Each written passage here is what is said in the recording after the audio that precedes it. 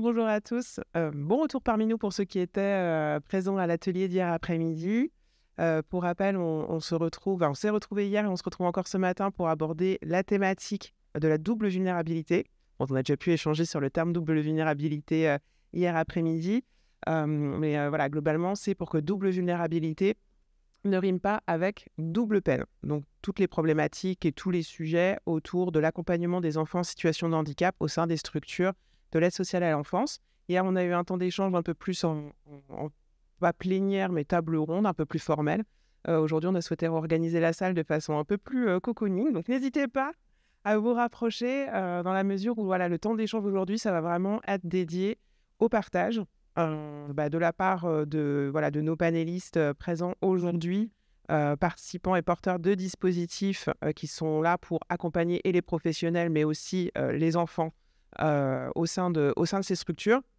Donc aujourd'hui, on est beaucoup plus sur un temps d'échange, donc partage de pratiques, partage de bonnes pratiques, réponse aux questions. Imaginons si dans vos territoires, il y a des idées ou des envies de mettre en place tel ou tel dispositif, mais que vous n'y parvenez pas.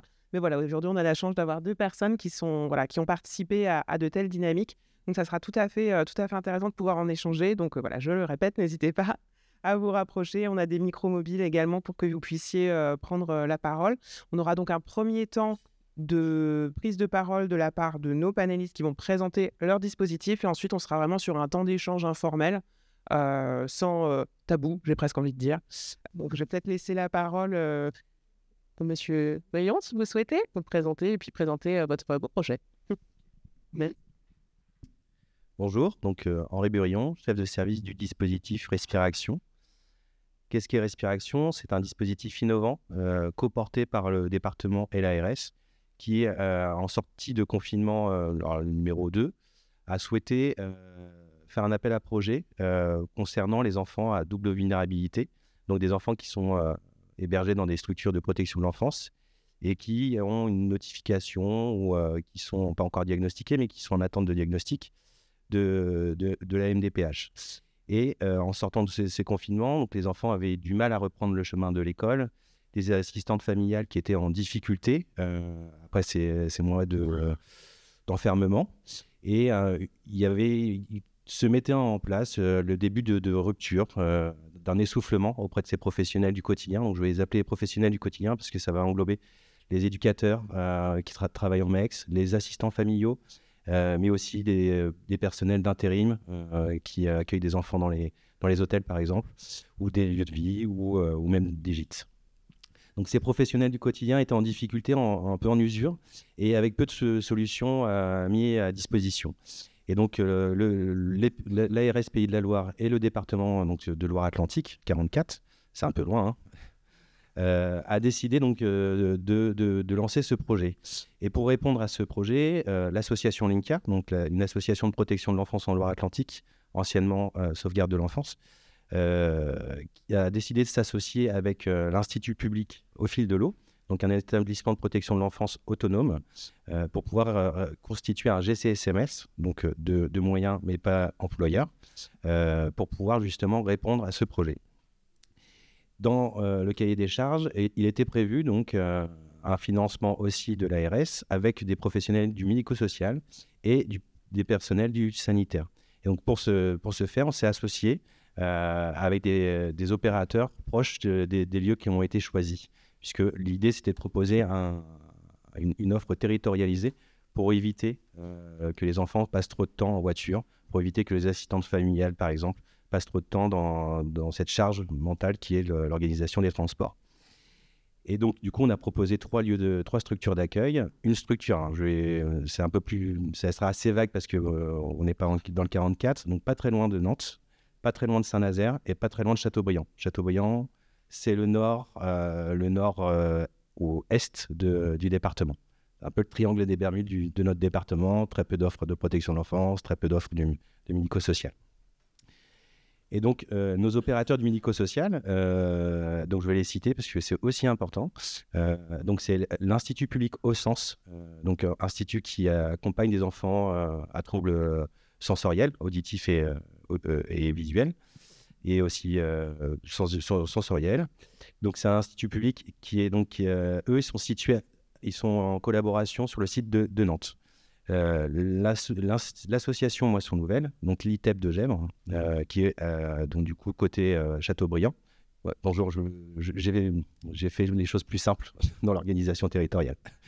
Et du coup, pour Saint-Nazaire, du coup, on est associé à l'API Ouest 44 qui accompagne des personnes porteurs de TSA ou autistes. Et enfin, donc, le sanitaire. Donc, cette fois-ci, on est associé avec l'hôpital de Nantes, donc pour le secteur de Nantes, l'hôpital de Saint-Nazaire pour le secteur de Saint-Nazaire et Epsilon, donc établissement de santé mentale pour Châteaubriand. Donc, ces opérateurs ont mis à disposition donc un agent, un salarié, et ainsi que, donc pour la protection de l'enfance, 2,5 répartis entre nos organisations, donc l'INCIA et Au fil de l'eau, ce qui représente une équipe pluridisciplinaire de 4,5 ETP. La richesse de ce projet, c'est que donc on est de l'accueil de jour pour ces enfants à double vulnérabilité, donc du lundi au vendredi. On va les accueillir dans des moments où ils sont dans des espaces creux, c'est-à-dire que c'est des enfants qui peuvent avoir 1 heure de scolarité, 1 heure d'HDJ par exemple, et après pas grand-chose. Et donc pour éviter que ces enfants restent auprès de ces professionnels du quotidien à tourner en rond, à venir chercher de l'attention, et non du coup peut-être créer du conflit, nous on vient se proposer de faire ces temps d'accueil. Ça peut être des temps à la demi-journée, à la journée, ou même quelques heures. C'est vraiment pour permettre d'apporter du répit auprès des professionnels du quotidien. Puisque du coup, le répit, ça a été aussi imaginé à travers donc là, du coup, le médico-social qui proposait du répit aux aidants, et notamment pour les personnes Alzheimer, enfin les familles qui accompagnent les personnes Alzheimer. Et donc, dans cette même idée, c'est nous, on vient vraiment mettre à disposition des temps d'accueil, et on s'adapte à la fois aux professionnels du quotidien et aux envies de l'enfant, et ainsi que les différents partenaires. Parce que l'idée, ce n'est pas de retirer l'enfant dans tous ces espaces qu'il a déjà investis, où il est déjà reconnu. Une équipe pluridisciplinaire, donc sur site, donc 2,5 ETP éducateurs, moniteurs éducateurs de protection de l'enfance, un ETP du médico-social et un infirmier.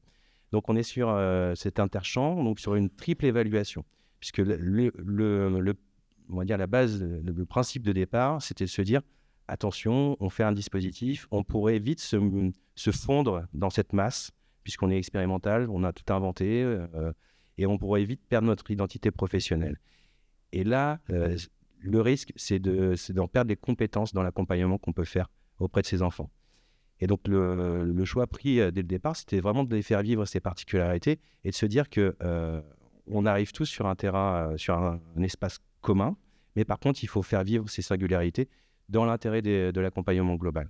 Et donc, on en arrive à avoir une triple évaluation. C'est-à-dire que pour cet enfant qui est de protection de l'enfance, il y aura une évaluation de protection de l'enfance, celle du médico-social et du sanitaire. Et les leviers qu'on va activer seront différents. Les méthodologies seront différentes et les liens avec les partenaires seront différents. Les modes de lecture, les compréhensions seront différents. Là, par exemple, on a accueilli un enfant qui était en situation précaire, c'est-à-dire qu'il était en hôtel avec une agence intérim. Je ne vais pas citer le nom. Cet enfant nous dit, moi, j'entends des abeilles. On peut se dire, il délire, enfin, c'est un peu bizarre. En protection de l'enfance, c'est le genre de choses qu'on ne s'occupe pas de trop. On se dit, c'est peut-être un gamin qui follet, enfin bref, pas quelque chose d'alertant. Et effectivement, un éducateur du médico-social va dire, attention, il y a peut-être une hypersensorialité. Et ce qui s'est passé, effectivement, c'est que la ruche, elle était à 100 mètres. Il l'a vraiment entendu. Et donc, dans un collectif, cet enfant qui a un surdéveloppement de l'audition peut être en difficulté, peut être en crise, parce qu'il y a des bruits, parce qu'il y a des choses qui le mettent en insécurité. Et c'est là où est la richesse de ce dispositif. C'est qu'à un moment donné, chaque lecture va pouvoir apporter, on va dire, une compréhension de la situation. Et à chaque niveau, protection de l'enfance, pour des enfants, du médico-social, par exemple. Là, par exemple, nous, étant dans cet interchamp, on nous envoie des saisines. Donc, c'est un document qui est donc, validé par le département, le coordonnateur PPE. Mais souvent, aujourd'hui, là, après 2 ans d'expérience, on reçoit des demandes des structures du médico-social qui, eux, sont aussi en difficulté. Mais en même temps, si on repart sur le principe d'éviter la rupture, si un enfant est en difficulté dans son ITEP, par exemple, il va arrêter d'aller à l'ITEP, il n'ira plus, il sera peut-être sanctionné. Donc, il restera tout le temps dans son lieu de vie. Les professionnels du quotidien n'ont pas le temps d'accompagner cet enfant. Donc, à un moment donné, rupture. Et on repart sur un autre territoire avec cet enfant et on doit tout reconstruire. Donc, c'est là où c'est ce qui est vraiment riche dans ce projet, c'est que pour une fois, le département, pour une fois, le département et l'ARS arrivent à s'accorder pour se dire qu'il faut tenir et éviter ces ruptures auprès de l'enfant. Et c'est pas souvent, le discours, c'est l'ASE, mais que fait l'ITEP, par exemple? Pourquoi il ne le prend pas plus en charge? Et l'ITEP, pourquoi l'enfant n'est pas placé? Parce qu'il y a vraiment des dangers avérés. Et on se renvoie la balle. Et alors, je ne parle pas aussi du soin, du sanitaire. Vous savez tous que la pédopsychiatrie est en grande difficulté. Et là, le fait d'avoir aussi une infirmière qui peut participer à les temps d'élaboration dans les synthèses au département, souvent, moi je viens de la protection de l'enfance, j'avais le traitement, le tertian, je ne sais pas si vous connaissez, le traitement de base pour tout calmer. Et effectivement, une infirmière m'a tout de suite calmé en me disant non, ça ne se passe pas comme ça ne sert pas à ça. Et cette observation du traitement est vraiment primordiale dans les premières mises en route des traitements, dans le lien avec les docteurs, les pédopsychiatres. On voit bien, les accès sont quand même beaucoup plus simples quand on est infirmier que quand on est éducateur ou quand on est moniteur éducateur, par exemple. Et donc voilà, là du coup, ça active aussi les choses. Alors ça ne nous fait pas gagner des places prioritaires en pédopsychiatrie, par exemple. Mais par contre, ça nous permet d'être dans cette veille régulière. Et là, je vous ai parlé d'enfants qui étaient dans des structures quand même, qui avaient des professionnels pour s'occuper d'eux. On s'occupe aussi des placements non exécutés. Donc là, on assure aussi une veille éducative quand même très importante, puisque quand même ces enfants ont été reconnus en situation de danger, qui nécessitent un placement et qu'à un moment donné, ils restent dans cet espace. Donc nous, on va aussi travailler à domicile, auprès des parents. On va aussi faire des signalements. On va être au plus proche de ces enfants vulnérables et éviter peut-être quelques drames. Donc on est une expérimentation de 3 ans. On arrive à la fin de ces 3 ans. Fin 2023, on était à plus de 3000 jours d'accueil. Ça représentait 60 enfants. Depuis la fin d'année, on est monté en progression parce qu'il y a eu une communication, une stratégie de communication. Enfin voilà, on est de plus en plus reconnu dans le paysage, dans les différents paysages que j'ai nommés. Et donc effectivement, on commence à prendre faire beaucoup d'accompagnement. Mais ça reste toujours dans cette volonté d'accompagner du sur-mesure auprès de l'enfant. Ça peut être de l'accompagnement en individuel, des fois même du 2 pour 1, 2 professionnels pour 1. Quand un enfant est psychotique et qui dit « toi, je ne veux pas te voir parce que sinon ça ne va pas le faire », on le prend au sérieux. On le prend au sérieux parce que déjà l'expérience nous a fait comprendre qu'il fallait entendre cet enfant. Mais en même temps, si notre rôle c'est de pouvoir apaiser et remobiliser l'enfant et les partenaires, c'est aussi de définir qu'est-ce qui peut apporter de la sécurité auprès de l'enfant. J'imagine que vous voyez le méta-besoin de sécurité. Enfin, on est vraiment sur ces notions-là. Et comment on peut apaiser le quotidien de cet enfant pour après éviter que ces enfants qui sont reconnus au département, on les appelle situations complexes, mais de façon un peu plus vulgaire, c'est des patates chaudes. Enfin, c'est des enfants que concrètement, ils sont souvent en priorité. Le fait qu'on intervienne, ils ne sont plus en priorité.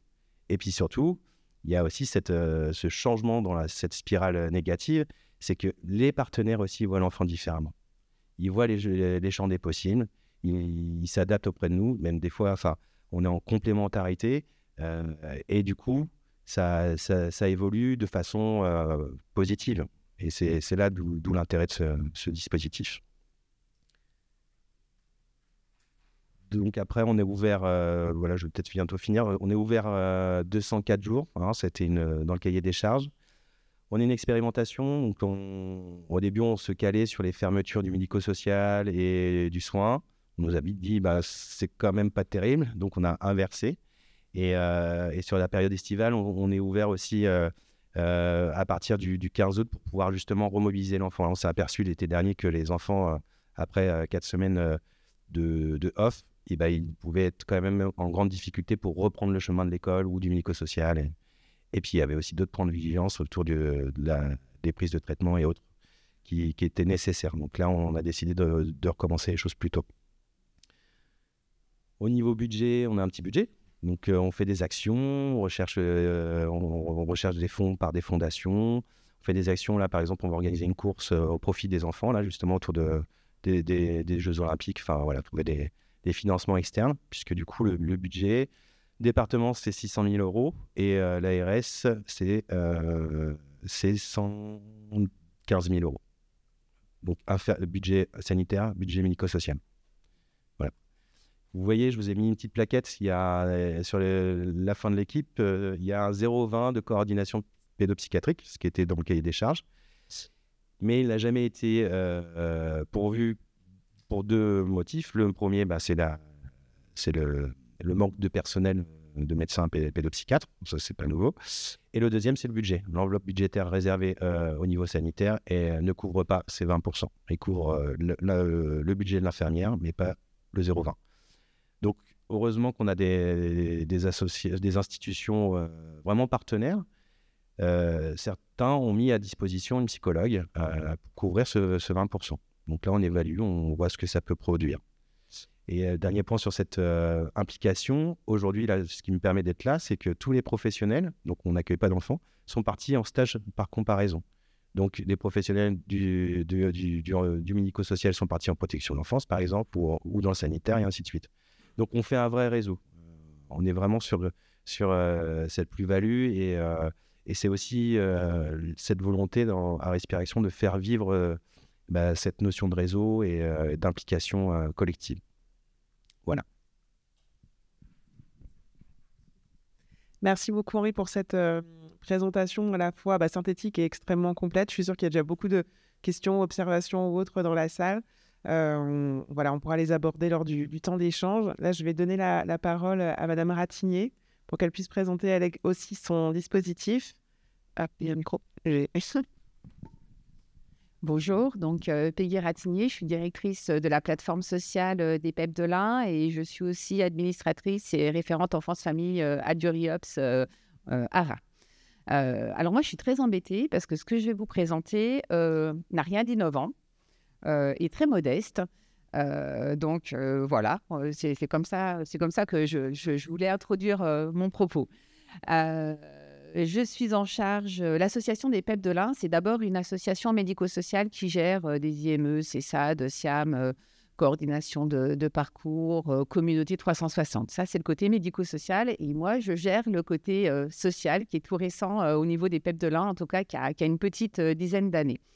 Donc, la plateforme sociale, c'est un bien grand mot parce qu'en fait, c'est une plateforme protection de l'enfance. On a voulu, sur le modèle médico-social, penser en termes de plateforme et de dispositifs. Et du coup, c'est une plateforme avec maison d'enfants, placement à domicile, un dispositif pour les 16-21 ans avec foyer semi-autonomie, équipe insertion, appartement jeune majeur, que du classique. Hein. Pour la protection de l'enfance, ceux qui sont de la protection de l'enfance, vous connaissez par cœur.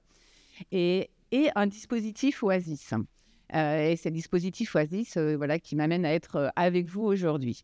Donc, rien d'innovant parce que, comme tout professionnel de la protection de l'enfance, ça fait des années qu'on constate effectivement, et pour ceux qui étaient là hier, les statistiques le prouvent, qu'on accueille effectivement en maison d'enfants, protection de l'enfance ou dans le cadre du placement à domicile, des enfants en situation de handicap avec des notifications MDPH ou pas. Parce qu'il peut arriver qu'ils arrivent, on voit on suspecte un handicap et il faut mettre en place la notification MDPH. On est, alors hier, il y avait un grand débat sur les statistiques. Hein. Nous, on est à peu près à 32% d'enfants notifiés dans nos établissements. Et sur ces 32%, il y a des enfants qui ont des troubles du comportement. Hein. C'est plutôt nos loulous qui vont partir, qui vont être accompagnés par les collègues des ITEP. Et on a, de manière un peu plus minoritaire, des loulous qui, eux, sont plus, qui ont des TSA ou des TND, qui généralement ne restent pas si souvent que ça dans nos établissements, parce que on s'en occupe mal. Forcément, on est la protection de l'enfance et forcément, on n'a pas les outils pour. Et nous, ça fait un moment qu'on cassait les pieds au département dans nos rapports d'activité en leur disant on travaille mal parce qu'on a des petits là qui arrivent dans notre MEX qui sont ballottés parce que bien souvent, ils sont en internat avec les collègues des IME, qui arrivent le vendredi soir avec leurs valises, qui parfois reprennent leurs valises le vendredi, le jour même ou le samedi matin pour rentrer quand ils ont de la chance et quand ils ont des droits d'hébergement chez leur papa et leur maman, qui rentrent le dimanche soir pour reprendre leurs valises le lundi, pour repartir en internat à l'IME, qui du coup participent peu à la vie de la maison d'enfants. Sur les vacances et puis les week-ends, pour ceux qui restent ou les jours fériés, finalement, ils connaissent peu leurs copains, enfin leurs camarades de groupe. Et la question de leur handicap vient quand même, parce qu'on n'est pas dans un monde angélique, marquer une certaine différence avec les autres.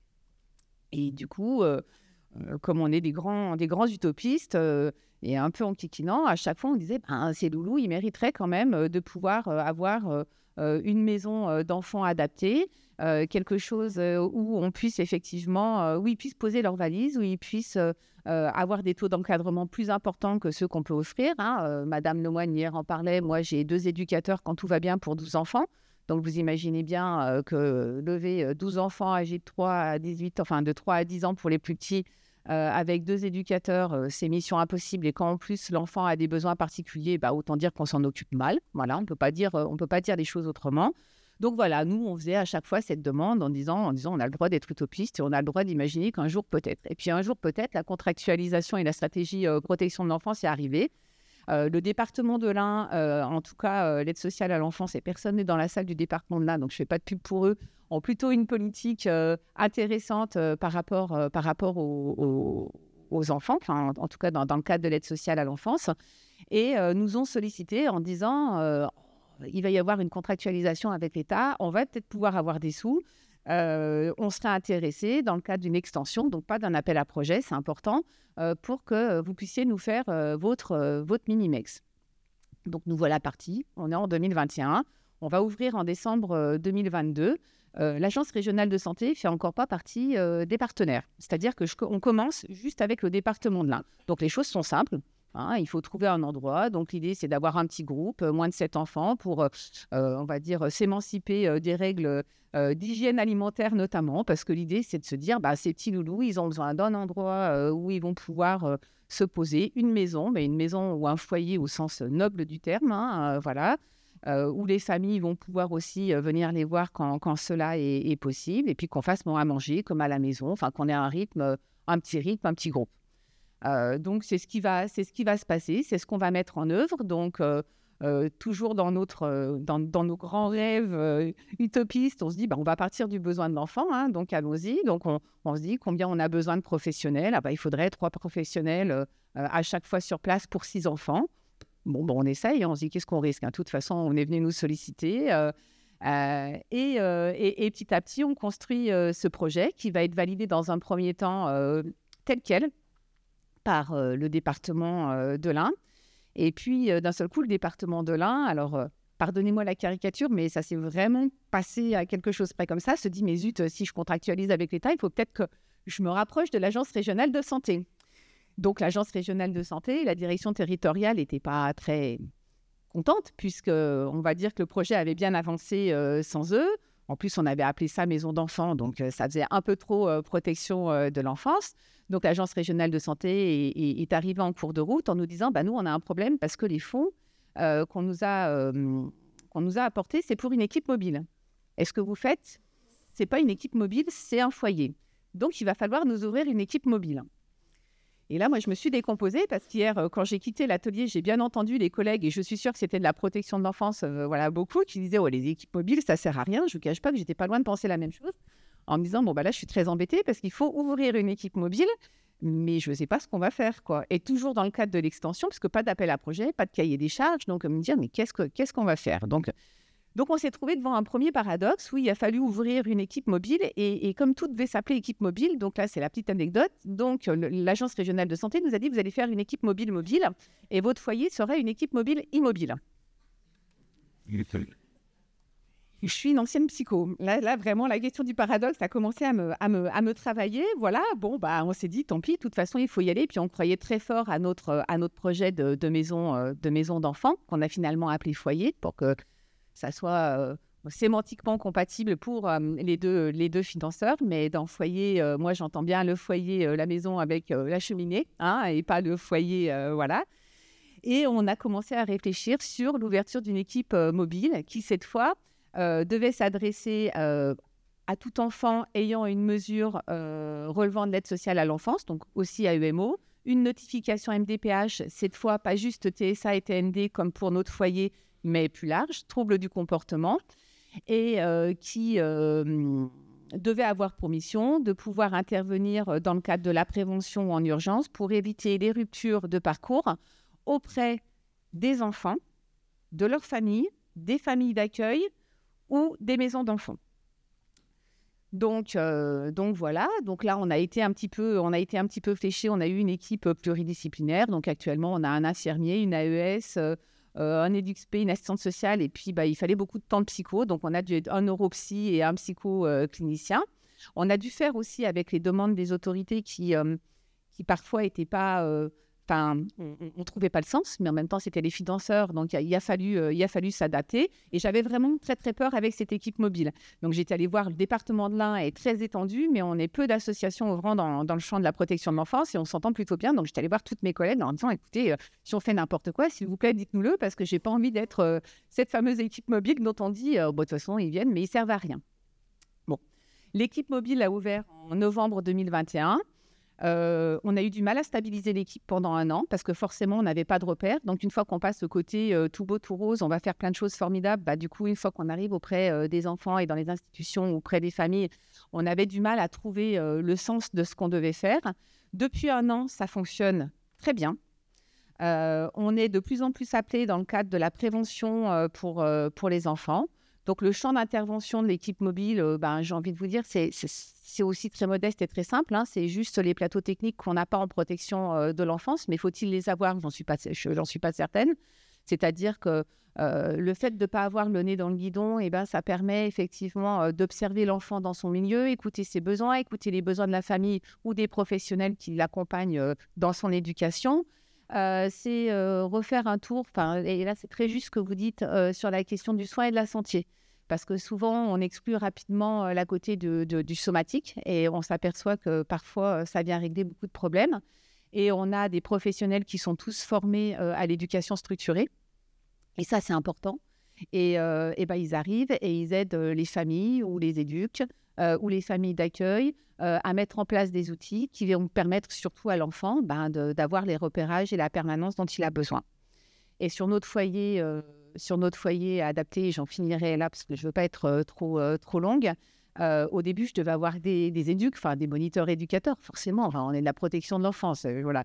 Mais à un moment donné, l'Agence régionale de santé nous a dit « Mais non, mais il faut aussi, on doit vous payer. » Parce que qui paye? Hier, c'était une grande question. Je regarde monsieur, parce que je crois que c'était monsieur là-bas qui disait aussi ça, voilà. Oui, il fallait avoir du personnel sanitaire. Donc, on nous a demandé d'embaucher des infirmières. Sauf que là, on était très embêtés parce que nous, on avait pensé nos roulements éducatifs avec 6 éducs qui font un week-end sur 2, qui font des matins, qui font des soirs. Et là, on se dit, mais si on met des infirmiers, comment on va faire? Est-ce que les infirmiers... il va falloir qu'ils tournent avec les autres éducs. Donc, ils acceptent de faire des levées, de faire des petits déjeuners, d'aller faire les courses avec les gamins, d'aller au marché. Bon, on y va. C'est compliqué, c'est pareil. Hein, je ne vais pas vous vendre des choses. Au niveau de la stabilisation de l'équipe, c'est compliqué parce qu'effectivement, il y a 3 secteurs qui se rencontrent. Le secteur sanitaire, le secteur médico-social et la protection de l'enfance. Donc, un petit déjeuner d'enfant peut devenir un truc complètement hyper problématique parce que entre le renforçateur qu'il faut avoir pour que l'enfant prenne son petit déjeuner, le grammage qu'il faut avoir pour que l'enfant ne devienne pas obèse et l'éducateur de protection de l'enfance qui dit il faut le laisser vivre cet enfant, c'est pas toujours simple, mais en tout cas c'est riche. Voilà, donc j'ai laissé plein de trous dans ma présentation, c'est voulu parce que voilà, on expérimente. En tout cas, une chose est certaine, c'est que les 6 enfants qui sont chez nous, depuis 1 an, vont bien j'ai eu qu'un événement indésirable à faire. Voilà. Les symptômes cèdent. J'ai des enfants qui étaient énurésiques, encoprésiques, où les symptômes ont complètement disparu. Un petit loulou TSA non-verbal qui commence à accéder à la verbalisation. De moins en moins de crises. Donc, en tout cas, ça vaut le coup de se battre. Ça vaut le coup d'être dans des cadres réglementaires. Donc, pour tous les gestionnaire de la salle, j'ai 2 numéros finesse. Je dois présenter pour un même établissement des EPRD, ERRD et budget et compte administratif. J'ai des fiches actions complètement différentes. Par exemple, pour mon foyer, j'ai des comités, parce que j'ai mis en place des comités de suivi avec mon directeur d'établissement puis le chef de service. Et d'un côté, j'ai le département, quand je fais ce constat, parce qu'on amène des statistiques, des preuves, on fait les choses bien, et où on dit les enfants vont mieux. Donc, le département nous répond, mais c'est super, c'est bien. C'est que ça fonctionne et on va les garder tant qu'il faut parce que pour la plupart, il y a fort peu de chances qu'ils puissent rentrer à la maison au regard des problématiques familiales. Et de l'autre côté, j'ai les partenaires qui sont l'Agence régionale de santé qui me disent, s'ils vont bien, ils peuvent aller en maison d'enfants ou en famille d'accueil. D'un côté, on me dit, on va prendre le temps. Et de l'autre côté, on me dit, il faut faire de la file active. Alors, j'apporte pas de jugement. J'ai une opinion là-dessus, mais j'apporte pas de jugement. Mais en tout cas, on est quand même dans une situation très psychotique. Que la stratégie et la contractualisation n'a pas réglé, dont on se préoccupe au niveau de l'URIOP-SARA, parce que les enfants étaient morcelés. Maintenant, ce sont les associations et les organismes gestionnaires qui le sont, parce que forcément, quand il y a quelque chose qui ne va pas, généralement, nos partenaires ne se disputent pas entre eux. Et c'est nous qui devons rendre des comptes. Là, j'ai une problématique insoluble. Moi, je prends la solution si vous l'avez. J'ai des fiches actions à faire. Je sais que les fiches actions sont antinomiques au regard de ce que je viens de vous dire dans le cadre des CPOM qui débarquent des 2 côtés. Je ne sais pas comment faire, quoi. Voilà. Merci. Merci beaucoup à vous. Une toute petite précision, quand vous disiez que l'équipe mobile intervient de plus en plus en prévention, c'est-à-dire c'est-à-dire que maintenant, les partenaires ont le réflexe quand effectivement un enfant est confié ou est en AEMO et qu'un handicap est diagnostiqué ou notifié, on nous appelle rapidement. Et puis les collègues de MEX maintenant nous appellent aussi en disant on va recevoir... Alors, c'est plus souvent quand même là où les collègues en maison d'enfants, et y compris ma maison d'enfants, où on est démunis, c'est souvent par rapport aux enfants qui sont TSA et TND, parce qu'effectivement, nos fonctionnements ne sont pas du tout propices à l'accompagnement de ces enfants et à leurs besoins. Et ils ont besoin d'outils, voilà. Et je rejoins quand même Madame Lemoigne hier sur ses propos en fin de journée. Et effectivement, et je le vis dans mon association, on n'a pas les mêmes plateaux techniques, on n'a pas les mêmes moyens. Et voilà. Moi, j'ai une question à vous poser parce que j'ai encore pas résolu cette question. C'est faut-il des équipes mobiles? Enfin, en tout cas, faut-il mon équipe mobile? Parce qu'effectivement, dans un monde idéal, on pourrait se dire, donnons plus d'argent aux maisons d'enfants pour qu'il y ait des professionnels qui soient plus formés et où on ait aussi un infirmier, une AES qui puisse être vraiment un peu des spécialistes de ces questions. Ou faut-il une équipe mobile? Alors, il y a 1 an en arrière, je vous aurais dit non, pas d'équipe mobile. Aujourd'hui, je me dis que cette extériorité est pas mal, mais peut-être que je vous dirai complètement l'inverse dans 1 an. Mais moi, je veux bien avoir vos retours. Alors, on a 2 micros mobiles. Contrairement à hier, je ne peux pas déambuler dans la salle. Donc, je vous confie les 2 micros. Je vais bien répondre à cette question. Enfin, mon point de vue, parce que c'est moi hier qui ai râlé après les équipes mobiles. Donc, autant dire clairement les choses. Je suis dans une fondation ou en protection de l'enfance. Et on a aussi une équipe mobile avec des professionnels de services qui interviennent. Donc, je ne suis pas du tout contre les équipes mobiles. Mon propos, il était plutôt de se dire... comment c'était d'être un peu râleuse, mais sur la question de l'innovation ou la question de l'aller vers. Moi qui viens de la prévention spécialisée, la dimension d'aller vers le public, d'être dans les interstices, ça ne me paraît pas du tout innovant. C'est quelque chose qu'on a depuis longtemps. Et puis pour moi, l'équipe mobile, elle a du sens que s'il y a des équipes. C'est quand on est dans les mains, mais quand on est dans les interstices, il faut bien pouvoir s'appuyer sur des structures. Et du coup, c'était d'être plutôt vigilante au fait de ne pas voir l'équipe mobile comme solution miracle et qui viendrait remplir les trous dans les raquettes. Et donc, c'est de se dire comment il y a déjà des structures stables et comment après on va dans les interstices. C'est pour ça qu'on a, sur l'équipe mobile de mission, c'est un accompagnement de 3 mois pour réussir avec une seule fois. justement pour pas considérer dans le temps et pas venir suppléer à d'autres problématiques qu'on peut. Je veux bien compléter aussi. Donc, je suis directeur général d'une association qui va reprendre la gestion d'un dispositif tel que vous venez de le décrire sur l'Isère. Peut-être je viendrai vous voir d'ailleurs. Je pense qu'en même temps, la question qui me vient, c'est qu'aujourd'hui, on a des équipes qui sont peu formées, qui sont en difficulté, et je pense qu'il nous faut penser des dispositifs apprenants aussi. Donc, pour moi, c'est intégrer, que ce soit au niveau de l'équipe mobile ou à l'intérieur même du dispositif MEX spécifique, du temps et de l'argent d'ailleurs, pour venir renforcer les compétences de savoir-être. Et donc, de faire ensemble, l'équipe mobile, pour moi, peut être apprenante dans le faire ensemble avec les professionnels des MEX. J'ai discuté juste hier avec des directeurs de mon association de MEX qui me disaient on est confronté d'une part à du personnel non diplômé, parfois qui ne dispose pas de la lecture fluide, et du personnel hyper diplômé, mais pas dans l'éducation spécialisée, avec des masters. Et il nous faut devenir apprenants pour leur permettre d'intégrer des postures éducatives, et notamment avec ces populations-là. Bonjour, Antoine Desfants, je suis directeur général adjoint d'une association dans le Puy-de-Dôme, l'association Alteris, et je dirige encore pour quelques semaines d'ITEP et un d'IMEF. Alors, moi, les équipes mobiles, je ne suis pas contre, j'en dirige une donc, qui est collée à l'ITEP, mais j'ai un regard très mitigé là-dessus. Et sur le sujet que l'on rencontre, alors les deux collègues qui sont autour de moi dirigent des établissements protection de l'enfance de la même association et ne cessent d'évoquer ensemble justement pourquoi aujourd'hui leur besoin n'est pas énorme en matière d'équipe mobile. Et je vais dire à mon sens pourquoi. Alors, quand on parle des situations complexes comme on le fait depuis hier, à mon sens, pourquoi c'est un sujet que l'on rabat, etc. C'est d'abord à cause du manque de place. On peut tourner autant qu'on veut. Et pourquoi, y compris le sujet de l'équipe mobile, est difficile à aborder, c'est que tant que c'est un palliatif au manque de place, ça ne peut pas marcher, parce qu'on ne remplacera jamais des places par une équipe mobile. Voilà, donc, alors moi, sur l'ITEP, il y avait un collègue directeur d'ITEP hier, sur le Puy-de-Dôme, on n'a pas de manque de place. On est 2 acteurs en cours. Par contre, sur l'IME, quand on a 220 places dans un DIME et qu'il y a 400 personnes en liste d'attente, vous pouvez toujours faire ce que vous voulez. Quand vous êtes plein et qu'il y a des situations complexes qui arrivent, on peut mettre ce qu'on veut, ça peut pas fonctionner. Malheureusement, quand on disait hier qu'est-ce qui peut faire bouger les choses, les enjeux de financement et tout, moi, aujourd'hui, dans la période dans laquelle je vous parle, on identifie un truc tout simple qui a fait bouger les choses parce que ça bouge aujourd'hui depuis 15 jours, 3 semaines.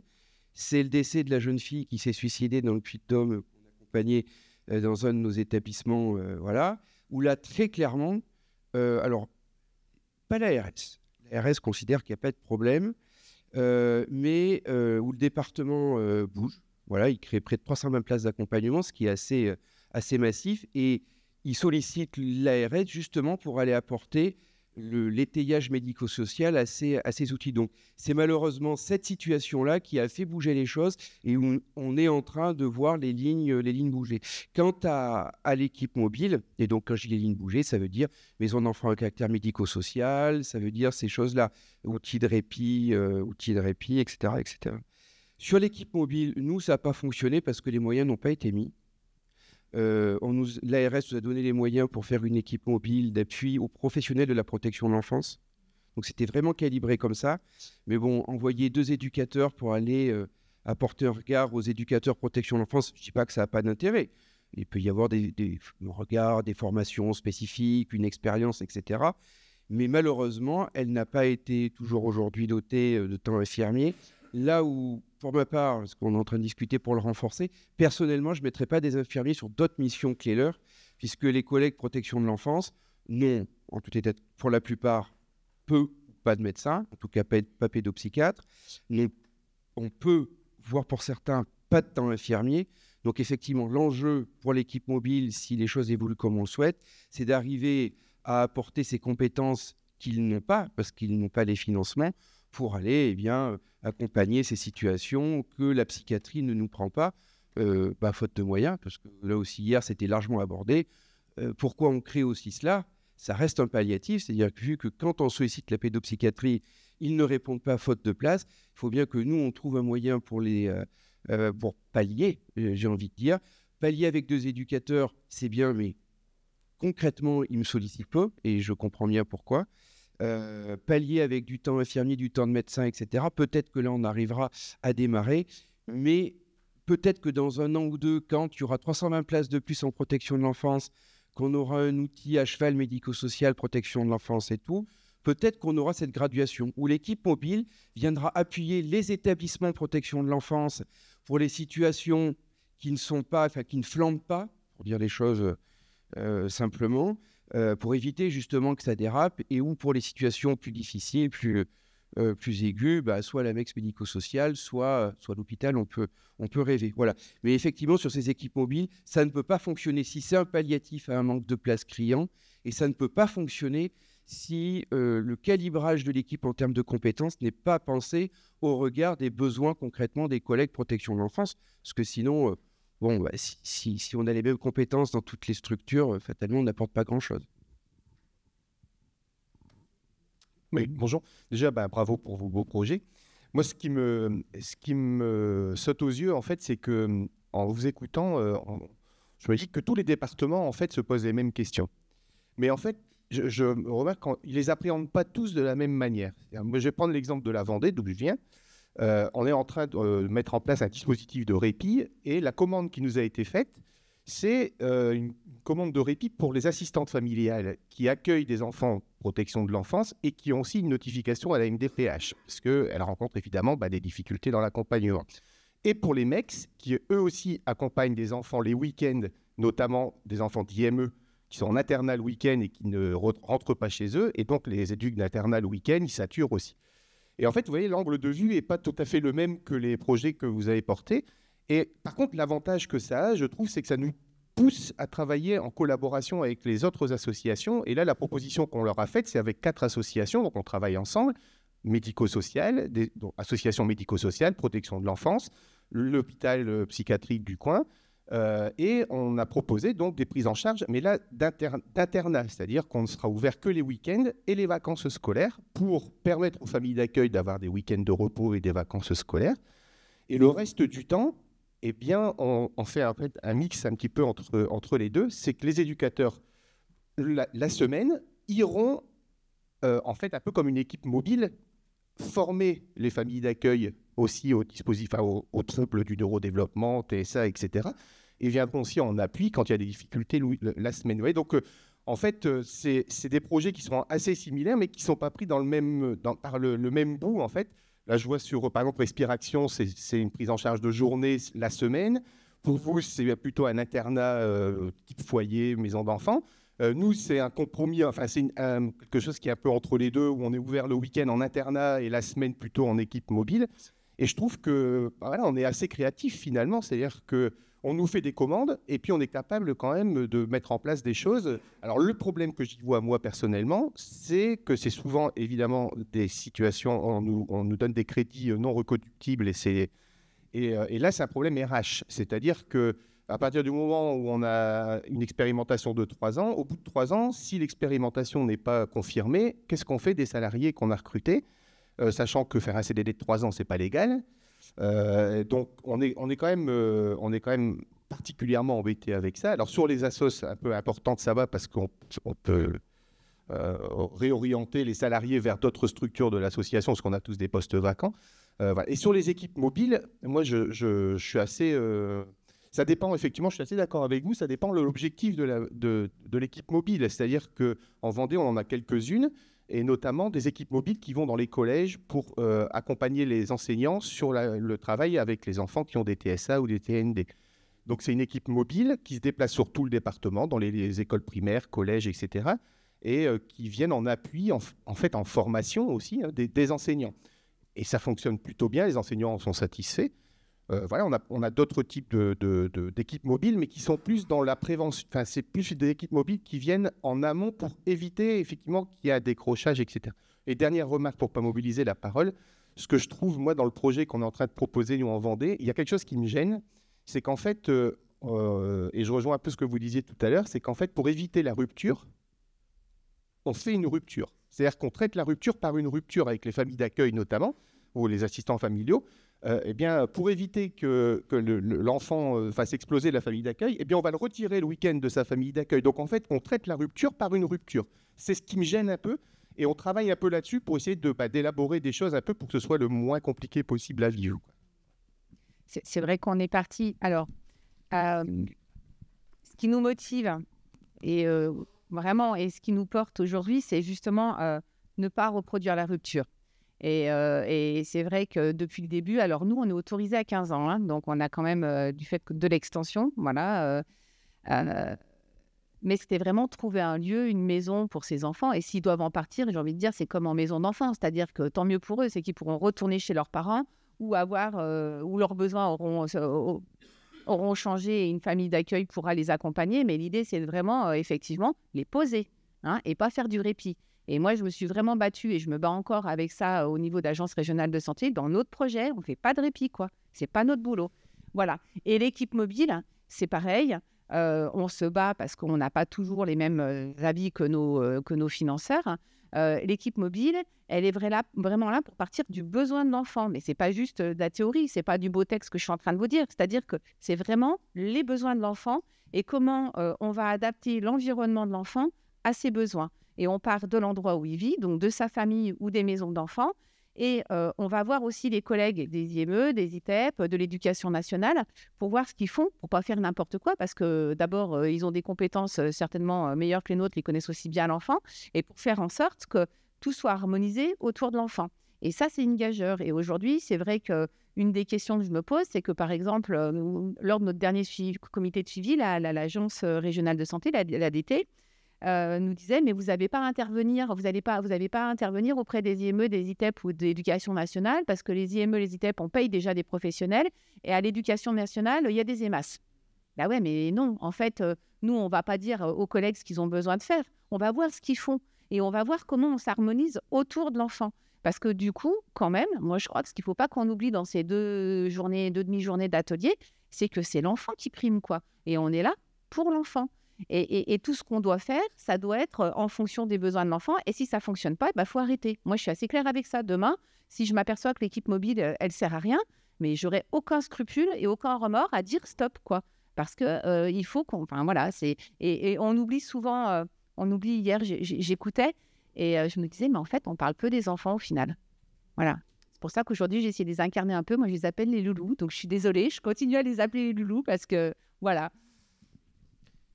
Juste pour rebondir sur cette notion de rupture, nous, on est vraiment par contre appelé répit. Et en fait, l'idée, c'est vraiment de sortir de cette spirale quand on intervient. Les professionnels du quotidien sont déjà essoufflés. Et il y a souvent cette phrase « à quoi ça sert ? Ça ne marche pas. De toute façon, ça ne marchera pas, vous verrez. » Et donc, du coup, dans le processus d'accueil, nous, on remobilise régulièrement, progressivement, les partenaires du quotidien, mais de l'aide sociale aussi à l'enfance et du médico-social. Donc, on fait des avenants au contrat, on fait part de tous les points de force, de levier, et c'est ce qu'on leur dit dès le départ, en fait. Nous, on intervient, c'est pour éviter que ça clash, mais que chacun doit se remobiliser. C'est pas qu'à l'enfant de se remobiliser, parce que le petit bonhomme, le petit loulou, il peut rien, en fait. Il fait ce qu'il peut avec ses traumatismes et toutes ses difficultés. C'est à nous de nous adapter. Et donc voilà. Après, moi, pour la question des hébergements, effectivement, là, on va dire c'est un frein qu'on ne puisse pas faire d'hébergement. Mais c'est un coût. Enfin, j'ai redit 600 000 du département. Je me suis trompé avec l'ARS. Hein, excusez-moi, j'ai dit 150 000 pour un site. Donc, on multiplie par 3, 450 000. Donc, clairement, nous, c'est un frein avec 4,5 ETP. Mais si on faisait de l'hébergement, je pense ça pourrait être un atout pour l'enfant. Après, moi qui viens des MEX, souvent on me demandait, les collègues, les éducs me disaient « ouais, on n'en peut plus, on l'envoie au vert ». Ok, pourquoi pas, mais qu'est-ce que vous allez faire, vous, quand il ne sera pas là ? C'est pas parce qu'il est parti que vous ne devez pas vous mettre au boulot et que vous allez réfléchir, on va réfléchir ensemble à comment on va réaccueillir cet enfant. Parce que sinon, ça ne sert à rien, en fait. L'absence, si c'est déconnecté, voilà. Donc c'est là où il faut travailler avec... c'est hyper intéressant ce projet, demander.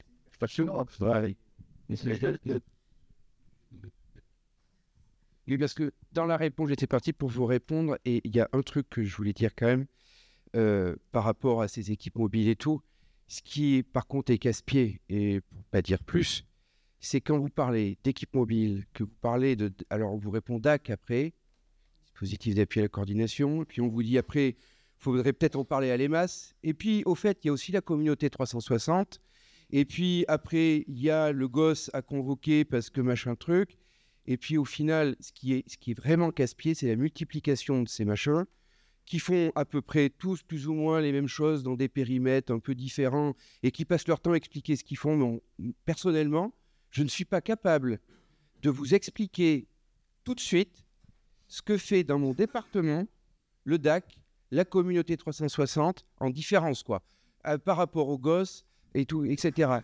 On a eu des cas complexes, alors comprenez qu'après un suicide, ils sont un tout petit peu plus tendus, quoi, en fait, hein, quand il y a des situations... voilà. Concrètement, on a fini convoqué dans le bureau du préfet. Enfin, pas nous tout seuls, mais le préfet et la procureure de la République. On dit à tous les acteurs, on vous prévient, on vient d'avoir un suicide il y a 10 jours. Il n'est pas question que ça recommence, quoi. Hein. Voilà, donc il va falloir que les gens fassent quelque chose. On nous a dit, il faut en parler au DAC. On en parler au DAC, c'est pas le problème. Oui, sauf que le DAC, au bout de 15 jours, ils ont fait de la coordination, mais coordonner des choses qui n'existent pas, ça reste très compliqué. Donc, c'est un peu ce que je vous disais, c'est-à-dire que tant que ce n'est pas le palliatif de choses qui n'existent pas, après, on veut bien discuter, mais on a créé du bazar qui coûte cher, des centres de coûts, en fait, pour pallier l'absence d'offres. Donc, autant sur des équipes qui viennent renforcer des ressources sur voilà, sur la protection de l'enfance, parce que chacun son regard. Puis, la place de tiers est peut-être pas inintéressante dans ce genre de situation. Pourquoi pas?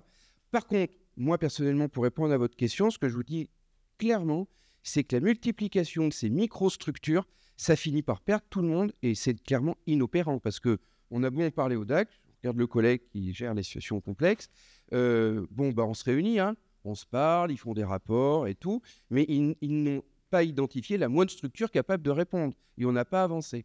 Donc ça, par contre, en termes de position vis-à-vis des pouvoirs publics, je pense que c'est quand même important de leur dire que toutes leurs microstructures, ça nous encombre plus que ça nous trouve des solutions, en tout cas sur le quotidien que nous vivons, nous, et je ne préjuge pas de ce que les autres peuvent vivre dans leur propre département. Oui, puis il y a plein d'autres choses. Vous pouvez imaginer. La santé, c'est grave. Ça rentre à la mise. Voilà. Et il va falloir un peu de la coordination qui n'existe pas. Oui, je suis présidente d'une association sur Lyon avec Domex et nous avons été confrontés à de l'accueil d'urgence, c'est-à-dire à 15h, un enfant autiste est arrivé chez nous parce que pas de classement le soir, son IME ne faisait plus d'internat. Et ça a été le déclencheur très intéressant d'ailleurs pour nous, c'était le déclencheur à une réflexion et sur effectivement comment on accompagne ces jeunes là, et ces petits loulous, parce qu'à l'occasion c'est un petit loulou, ouais. Et comment on les accompagne. Ce que nous avons, ça faisait des années qu'on demandait que le département, que la métropole et que l'ARS répondent à nos attentes. Et quand nous avons métropole, département et ARS qui ne sont pas toujours en accord, on va dire, c'est très compliqué pour les structures. Alors on a décidé un petit peu de commencer à travailler sans eux. Et on s'est rapproché d'une fondation qui était spécialisée dans le handicap, enfants handicap, en se disant on va peut-être mutualiser nos compétences. Et puis, nous avons donc créé un dispositif à nous, en fait, entre deux associations. Qui nous permet effectivement de mutualiser les compétences, de former le personnel aussi de l'ASE, mais d'échanger aussi au niveau du handicap, parce qu'on entendait aussi au niveau du handicap, l'ASE ne sait pas faire, puis à l'ASE c'était oui, mais le handicap, enfin voilà, donc on a essayé de résoudre aussi le problème et apprendre à se connaître, et on a préféré de se dire, est-ce qu'on met équipe mobile ou pas, enfin en interne, on mutualise et nous avons... la possibilité, en tout cas au niveau de l'ASE, effectivement, de s'appuyer sur le pôle ressources. Donc, c'est aussi un autre dispositif. Voilà, sur le pôle ressources, avec des éducateurs qui peuvent venir même jusqu'à 21h si c'est nécessaire pour aider aussi les éducateurs de l'ASE, mais aussi à monter en compétences, aussi comment dirais-je, à travailler sur les PPA tous ensemble des jeunes et à pouvoir améliorer l'accompagnement. Et donc là, on est en cours un peu d'expérimentation, mais informelle. Alors, on a eu l'heureuse surprise de voir que le département, l'ARS et la métropole faisaient enfin un appel à projet commun sur la double vulnérabilité. Alors, bien sûr, hein, on a postulé, bien sûr, mais c'était plutôt quand même plutôt intéressant. Mais moi, je suis profondément convaincue que par territoire, on aura tous des innovations complètement différentes et c'est ça qui va faire notre richesse. Et que c'est en partageant ces richesses que nous aurons tous qu'on arrivera effectivement à travailler en tout cas et à mieux accompagner nos petits loulous et nos grands, parce que nous aussi on a des grands. Mais c'est une expérience. Alors on a mis aussi la coordination de parcours parce que nous on va jusqu'à 20 ans, jeunes majeurs, et c'était le cas aussi pour le handicap. Donc on a mis aussi la coordination de parcours et de manière à ce qu'on puisse utiliser aussi nos réseaux professionnels et que le pôle ressources puisse aussi accompagner non seulement la structure, nous aider à monter en compétences ou aider au diagnostic aussi, parce qu'on a des jeunes qui sont MDPH, mais qui sont identifiés, mais qui ont des erreurs de diagnostic, et on en a pas mal. Et donc, cette équipe ressources nous aide aussi à réorienter le diagnostic. Et puis, comme on a 30% de jeunes présentant un handicap mais qui ne sont pas notifiés, du coup, ça nous aide aussi sur nos 30%. On a les mêmes proportions dans le Rhône. Voilà, c'était notre expérience qui est en cours, je dirais, d'expérimentation. Oui, alors je me permets, du coup, j'ai le micro. Merci pour vos interventions, en tout cas. Je pense qu'il n'y a pas à rougir de ne pas innover aujourd'hui. En tout cas, c'est mon point de vue, parce qu'effectivement, nos institutions, elles ne sont pas nées de rien du tout. Et je pense qu'on a beaucoup de choses que l'on fait aujourd'hui qui fonctionnent très bien. Et je vais vous faire plaisir. Et je suis certain, effectivement, que si on nous donnait un petit peu plus, on desserrait un peu l'élastique, tous ces dispositifs que l'on dit innovants, parce que si on n'est pas innovant, on n'a pas de sous. Aujourd'hui, c'est un peu le principe. On en aurait certainement un peu moins. En tout cas, on les réintégrerait peut-être un peu dans nos institutions. Alors, moi, je suis sur un territoire qui est assez dynamique, où il y a eu beaucoup, justement, d'appels à projets sur des dispositifs innovants, on va dire. On y est allé quasi systématiquement, dans la mesure où ça répondait à peu près, je dirais, à une certaine éthique et qu'on nous donnait les moyens de travailler. On y est allé pour une raison une des raisons en tout cas, c'est qu'on a du privé lucratif qui arrive, qui est assez agressif, qui veut faire sa place aussi, qui répond, je dirais, à n'importe quel prix aussi, quelquefois. Et donc, c'est vrai qu'à force d'aller répondre aux appels à projets, on s'est rendu compte qu'on empilait tous ces dispositifs. Donc, on a essayé de donner une lecture aussi, parce que rien que nos professionnels, ils ne comprennent pas tout ce qu'on a dans notre... on a une plateforme d'appui dans laquelle on a, accrochez-vous, un PCPE, une équipe mobile ressources qui va devenir une EMASCO, là, j'ai appris ça hier, un service d'appui à la parentalité, un pôle ressources handicap loisirs, un CAFS, un dispositif répit pour les personnes en situation de handicap qui s'appelle Pareo, un PCPE, je l'ai peut-être cité déjà, et puis etc. etc. Et effectivement, on empilait tout ça. Je dis, on ne comprend plus rien à ce qu'on est en train de faire. On va essayer de remettre ça sous en tout cas, de redonner une lecture à peu près correcte. Alors, on ne va pas dans le détail aujourd'hui quand on présente cette plateforme. Si c'est une plateforme d'appui, faites une saisine et puis on va répondre avec tous les services que l'on a à l'interne. Mais je suis assez d'accord sur le fait qu'elles sont extrêmement coûteuses en réalité. Et quand elles viennent à être pérennisées, en plus, on sait qu'on a des fonds là, qui sont quand même massifs à un endroit, qui ne font pas des places. Je veux bien continuer d'intervenir. Si je me levais, mais à 1m55 qui se lève, ça fait pas un effet de dingue. Hein. Ah, voilà. Juste, je me faisais une réflexion. C'est bien d'arriver un point en retard. Alors, désolée. Parce que du coup, on entend les choses un peu différemment, même du fond. C'est vachement bien. Et je me suis dit, vous connaissez l'adage où on dit toujours « dis-moi ce dont tu as besoin et je te dirai comment t'en passer ». Et la question de l'innovation sociale, pour moi, parfois, elle a ce travers-là. C'est-à-dire qu'à force de ne pas avoir, on va faire sans. Et j'entends une petite musique de certains départements aujourd'hui qu'on n'entendait pas il y a encore quelques temps, qui consiste à dire bah, vous voyez bien que quand bien même ça recule, vous y arrivez toujours. Bon, alors du coup, je me dis, il y a quelque chose de riche dans l'affaire parce que c'est que ça nous met au travail pour penser autrement l'action sociale en protection de l'enfance. C'est chouette. De l'autre côté, il ne faudrait pas qu'on participe non plus à du dévoiement de mesures. Parce qu'on a omis de réfléchir à un peu plus de prospective qui nous permettrait de dire qu'on a quand même des grandes lignes de fond sur lesquelles il faut qu'on reste permanent et sur lesquelles ce n'est pas négociable. Parce que sinon, tout va devenir négociable, tout va devenir décalable, tout va devenir... on va pouvoir s'en passer. Et au fond, hormis des situations gravissimes, voilà, qu'est-ce qui est visible de ce qui ne va pas? Là où nous, on va jusqu'à la clinique du quotidien. Et dans la clinique du quotidien, on sait pertinemment les effets pour un enfant quand il commence à pousser en sol tortueux.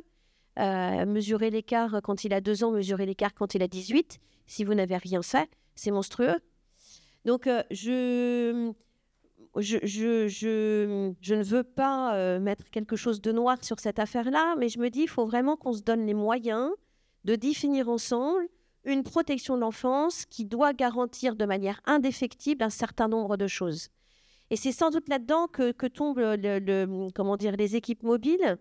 À la fois, elles ont du sens, ces équipes mobiles, parce qu'elles peuvent être du soutien. Je pense notamment aux assistants familiaux, qui parfois sont un peu isolés, parfois n'ont pas un plateau technique éducatif suffisamment disponible pour répondre à la crise, etc.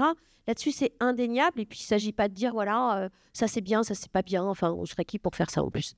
Mais par contre, la chose dont on a besoin et la priorité avec laquelle on est, c'est que compte tenu du volume de mesures qui nous arrivent, et notamment de placement, alors il nous faut plus de répit si on veut faire une promesse indéfectible à un enfant, que peut-être on se séparera de lui quelque temps, mais qu'on ne l'exclura pas. C'est-à-dire que notre universalité en protection de l'enfance, elle consiste à un accueil singulier, permanent, et qui va accepter un certain nombre de choses, mais avec les moyens qui permettent de l'accepter, de le rendre acceptable. C'est pour ça que la question du répit, elle est hyper intéressante, parce qu'elle permet à la fois de mettre de côté quelques temps, respirer, et pour les équipes et pour le jeune, mais en même temps d'y revenir, parce qu'on est quand même là pour l'autre, et c'est une promesse qu'on fait quand on accueille. Et si on n'est pas capable de faire ça, alors ça ne va pas. La difficulté, c'est qu'à force de dévoyer, on n'est même plus capable de dire ce qu'on fait, en fait. C'est-à-dire, prouvez-moi ce qu'est la différence maintenant, aujourd'hui, en plus avec la Cour de cassation qui vient de rendre un avis, entre du PEAD et de la MEMO avec hébergement, avec de l'AMO à caractère séquentiel, avec de la mesure unique, enfin, je veux dire, et à un moment donné, on voit bien qu'on est contraint à faire de l'alternative au placement parce que l'hébergement est coûteux. Sauf qu'à faire ça, déjà symboliquement, on dit l'hébergement, c'est pas bien. C'est quand même la dernière roue du carrosse, le truc à éviter à tout crin. Je sais pas, moi je crois pas. Je crois pas qu'il faille l'éviter à tout crin. Par contre, je pense qu'il faut le garantir à tout crin. Et les unités qu'on a aujourd'hui de travail, c'est les CDPE sur les territoires. Parce que qu'on ait des territoires différents, pourquoi pas? Mais moi, j'ai toujours pensé que nos politiques publiques doivent être les mêmes sur les 101 départements, que la CDPE doit pouvoir le garantir dans un travail de coopération et collectif, et que par contre, l'ergonomie du territoire, c'est la cerise sur le gâteau. Mais ça n'est que la cerise sur le gâteau. Ça n'est pas la variable d'ajustement des moyens que nous n'aurions pas pour garantir une protection de l'enfance qui était dictée par l'État. Mais on voit bien les différences de niveau avec lesquelles on est, nous, les associations. Et quand vous êtes en dialogue de gestion, ce débat-là, il est kafkaïen. Alors, du coup, on nous dit, non, c'est vachement bien, parce que vocation, innovation, vous faites les choses super bien. Et puis, bénévolat, un truc de dingo, quoi. Ça vous amène des gens, la société civile est parmi vous. Enfin, voilà, c'est, ouais, votez pour moi. Sauf que, du coup, je me dis, ça ne peut pas être à l'aune d'un mandat. Il faut qu'on ait des choses qui tiennent dans le temps parce que, justement, la société civile, elle tient à ses enfants jusqu'à ce qu'ils deviennent des grands et des grands qui construisent une société de demain dont on a tous envie. Voilà ce que je voulais partager avec vous de derrière de mon 1m55 debout. Je me permets de continuer parce que c'était, pour le coup, à peu près, ça va rebondir, mais moi, je me disais comment on maintient les fondamentaux en protection. Pour le coup, moi, je viens de la protection de l'enfance et on sait que la majorité des placements sont en accueil familial et juste le fondamental que les assistants familiaux puissent travailler dans des équipes. Et encore, alors sur l'associatif, c'est peut-être un peu mieux, mais au niveau des départements, la plupart des assistants familiaux se retrouvent complètement seuls. Alors peut-être qu'il y a des équipes mobiles ou tout ça, mais déjà, si on pouvait garantir qu'ils soient inscrits dans des équipes et si on pouvait garantir qu'il y ait des astreintes qui se déplacent, y compris lorsqu'il y a une situation de crise, moi je me dis, il y a peut-être déjà des fondamentaux à remettre. Et puis l'autre question que j'avais, c'est, on parlait des enfants, c'est la question, je ne sais pas sur vos départements, concernant les jeunes majeurs. Par exemple, là, sur du PFS, nous, on a plus de 50% en situation de handicap. On est habilité jusqu'à 18 ans. On peut étayer énormément. Et à 18 ans, le secteur du handicap commence à 20 ans, ne peut faire aucune demande. Donc, on a là un flou artistique. J'ai l'impression que ça commence à bouger, mais je voudrais bien avoir vos... je ne sais pas si c'est le cas sur les départements. Moi, je peux essayer parce que c'est une question qu'on vient de poser dans le cadre du CEPOM. Au département, effectivement, nous, dans les projets qu'on pouvait soumettre, c'est de dire il faudrait peut-être penser aux 18-21 ans, ces loulous, justement, qui sont en situation de handicap. Et notamment, moi, je pensais aux petits loulous du foyer. Ils sont tous petits, là. Ils ont tous entre 7 et 12 ans. Mais dans 6 ans, je peux vous garantir qu'ils n'iront pas en appartement jeune majeur. Et ils ne signeront pas d'APJM. Et ils seront sûrement encore à l'IME, et tant mieux. Ils ne sont plus en internat. Ce que je n'ai pas précisé, c'est que du coup, on a arrêté l'internat pour qu'ils puissent rentrer tous les jours à la maison. Voilà. Mais quid? Et nous, on a proposé effectivement des projets et le département nous a clairement répondu on n'a pas le budget, ce n'est pas notre priorité, quoi. Donc aujourd'hui, nous, je sais qu'on suit une jeune fille dans un appartement avec nos équipes, un peu d'intérim, c'est catastrophique. Elle va avoir 18 ans là en juin. Elle est, comment je peux dire, trop handicapée. Pardon, je vais être dans la caricature, mais je ne peux pas faire autrement. Trop handicapée pour accéder aux droits communs, à un appartement en autonomie, ou même si elle va en CHRS ou en foyer de jeunes travailleurs, il va lui arriver des bricoles. Et pas suffisamment handicapée et trop jeune pour pouvoir accéder à un foyer pour adultes. Donc, on l'a là et on ne sait pas ce qui va lui arriver. Et puis, en plus, elle va casser la figure à tout le monde. Enfin, c'est clair, elle va se faire renvoyer et on ne sait pas où elle va aller à ses 18 ans, quoi. Et ça, personne... Et je me dis, et tous les autres, les invisibles, oui, mais où ils sont? Et que deviennent-ils? Est-ce que c'est ces enfants qu'on retrouve aussi dans la rue, quoi? Qu'on retrouve à la rue, en abri de nuit, en accueil de jour. Bonjour, moi je travaille dans l'Allier. J'ai travaillé très longtemps en protection de l'enfance et aujourd'hui je dirige des établissements, accueil, hébergement, insertion, accueil de jour, logement accompagné, pension de famille. Donc très clairement, tous ces jeunes dont on parle, moi je les retrouve, ils ont 20, 30, 40, 50, 60 ans. Ils sont dans les établissements, ils sont en pension de famille, ils sont en CHRS, ils sont à la rue. De temps en temps, ils sont en prison ou en psychiatrie, puis ils reviennent. Tout ça, ça m'amène une réflexion qui m'anime depuis que j'ai commencé ma carrière au siècle dernier en tant qu'éducatrice spécialisée, c'est la question de la permanence du lien et de ce qu'on propose à ces enfants. C'est-à-dire qu'on multiplie les dispositifs, on multiplie les réponses, on multiplie les acteurs. On a affaire à des enfants qui ont une reconnaissance MDPH ou pas, j'allais dire à la rigueur, peu m'importe. Ce sont des enfants qui sont complètement morcelés, des enfants puzzle. Et à quel moment on rassemble toutes les pièces du puzzle pour faire une personne, un sujet, un citoyen? À quel moment on a le courage de se dire qu'effectivement le lieu d'accueil peut être fatigué, le groupe d'enfants autour de celui qui expose peut aussi être impacté par cet enfant-là?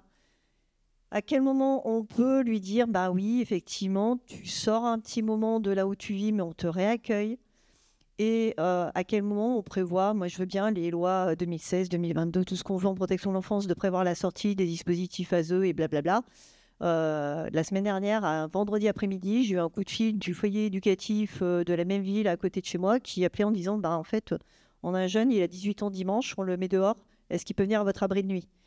Alors j'ai dit, ça marche pas comme ça, déjà c'est le 115, en plus j'ai pas de place parce qu'évidemment, il y a beaucoup moins de places d'accueil que de besoins, là aussi, pour les jeunes majeurs. On a la DDETS du département qui commence à dire qu'il faudrait peut-être réfléchir à un CHRS spécifique 18-25 ans.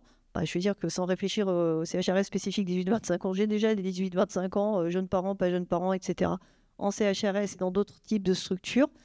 Donc le coût humain pour les professionnels, mais le coût humain surtout pour tous ces enfants, il est au très très long cours. Donc je crois que c'est une vraie question.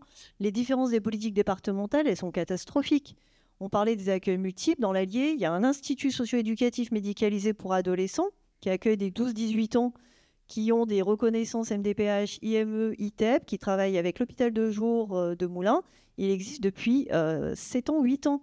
Il est financé par un prix de journée ASE, complété par un prix de journée ARS et un prix de journée PJJ qui finance une place pour un montant de prix de journée à 350 ou 400 euros.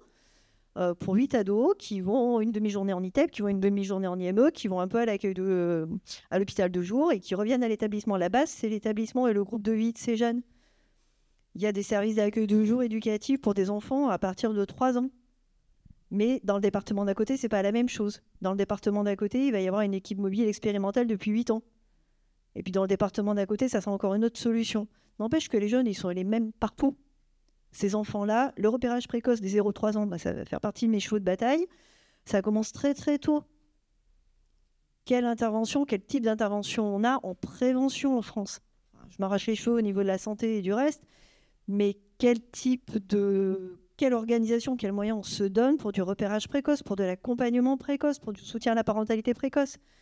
Quand on écoute n'importe quelle radio, l'autre jour, c'était la lutte contre les écrans des parents lambda, pas maltraitants ni autres, qui disent bah oui, enfin finalement mon gamin il a 2 ans, il n'a pas accès au langage parce que je me suis rendu compte qu'il était tout le temps sur la tablette. Il y a une éducation parentale à faire, il y a du soutien dans plein de milieux, plein de familles. Et quand j'entends tout ça, moi depuis hier, j'étais aussi sur le groupe d'hier, je me dis mais en fait ça fait, si je prends à ma propre jauge, 25 ans que ces questions-là je les ai, 25 ans que c'est penser des accueils aussi en établissement. Un gamin qui est présenté par un dispositif d'orientation comme étant patate chaude, cas complexe, à difficultés multiples, on dit comme on veut, de toute façon ça recouvre la même réalité, c'est un gamin complètement en souffrance, déstructuré, traumatisé. Comment on l'accueille? Moi j'avais organisé des accueils hors les murs, c'est-à-dire qu'on sait qu'un ado va arriver sur un foyer, potentiellement il peut faire péter l'établissement en 5 minutes. Donc non, c'est pas les autres jeunes qui l'accueillent dans le foyer, c'est 2 éducateurs qui sortent de l'établissement, qui partent 8 jours avec lui, qui prennent le temps de le connaître un petit peu et qui reviennent ensuite avec lui. C'est des choses qui ne relèvent pas spécialement de moyens supplémentaires, mais des fois aussi d'organisation, d'engagement des équipes. Il y a des choses des fois très basiques auxquelles on ne pense pas. Et aujourd'hui, je vous rejoins complètement, que ce soit depuis Puy-de-Dôme ou ailleurs, on empile les dispositifs, on empile les temps de réflexion, on pense beaucoup au parcours, on pense beaucoup au projet, on pense beaucoup à un tas de choses, mais à quel moment on fait? Merci beaucoup. Merci pour ce témoignage. Ce qu'on vous propose, c'est, voilà, on va devoir clore cet atelier, à défaut de pouvoir clore le sujet, hein, évidemment. Ce qu'on vous propose, c'est de laisser la parole une dernière fois à nos panélistes, alors soit pour répondre au dernier témoignage, soit pour un dernier petit mot voilà, de conclusion. Sans obligation. Non, bah écoutez, juste merci, parce que je crois que si on est tous là, c'est qu'on est là pour la cause des enfants, des adolescents, hein, sans plagier une fameuse grande dame. Et puis aussi pour leur famille, donc bah merci. Des fois on se le dit pas assez, voilà. Bah pareil, je vous remercie aussi. Il y a des dispositifs, des projets qui se lancent, qui sont vraiment intéressants. Après bon, l'équipe mobile, moi j'ai pas trop d'avis. Je travaille beaucoup avec eux, et puis enfin je travaille parce qu'il y a l'équipe mobile, l'EMR, donc c'est médico-social, la pédopsychiatrie. Enfin pour moi ça reste des partenaires non négligeable. Juste, moi, quand je disais service innovant, c'est surtout les financeurs qui s'accordent ensemble pour apporter une réponse. Et c'est là-dessus que c'est pas les réponses qu'on apporte auprès des enfants, enfin, on fait notre taf. Mais pour une fois, et encore, là, on est sur une expérimentation, donc imaginez-vous bien les évaluations de rapports d'activité que je dois faire. Mais l'ARS est plus structurée que le département, donc on a de la chance d'avoir un truc assez propre. Mais c'est là-dessus où je pense que je vois bien en comité de suivi ou en copil, il y a quand même des enjeux politiques, des enjeux importants. Et c'est dommage, parce qu'on oublie de la pensée des enfants. Voilà. Merci beaucoup. Merci encore.